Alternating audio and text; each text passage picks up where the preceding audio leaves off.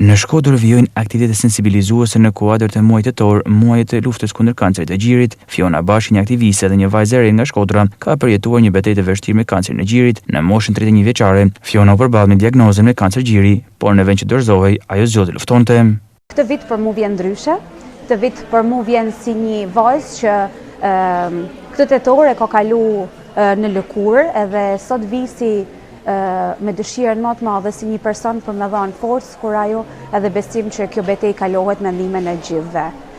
Unë e di që aktivitetet e shumta janë në këtë muaj, në tetorin roz, por unë i lutem të gjitha grave dhe i bëj thirrje që tetor roz me kanë çdo muaj, me kanë çdo ditë, me ju referu bluzave të bardha, me kontrollu veten, me bë kontrolle sa më shumë të jetë e mujtën, sepse është e vërtet që koha është flori edhe çdo minutë që kalon bëhet një armik për luftën ndaj kësaj betejë.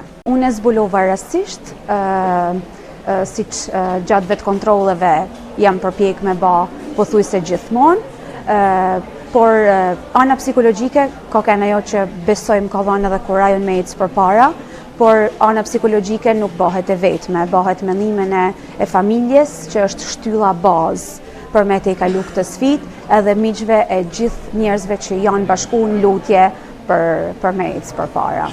Ajo bën apel për kontrolle të shpeshta dhe përcjell mesazhin se zbulimin e kohë mund të shpëtojë jetën, pasi kjo sëmundje nuk pyet për moshën. Kontrolli është çilësi kryesor që hap zgjidhjen e problemit.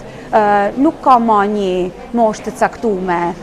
Kjo sëmundje vjen të troket nder edhe hin mbrëm, nuk të pyet as sa vjeç je, as kush je, as pozicionin e punës që ti përfaqëson. Ajo vjen. Ajo që kena një ndorë me bashkë me zbulu sa më parë jetë e mujtën, sepse vetëm kështu mundena me amyll derën edhe me nxjerr jashtë për jetën tonë me krenari. Aktiviteti vjen me një pedalim gjatë qytetit të Shkodrës, duke simbolizuar solidaritetin dhe mbështetjen për të gjitha gratë që luftojnë me kancerin e gjirit.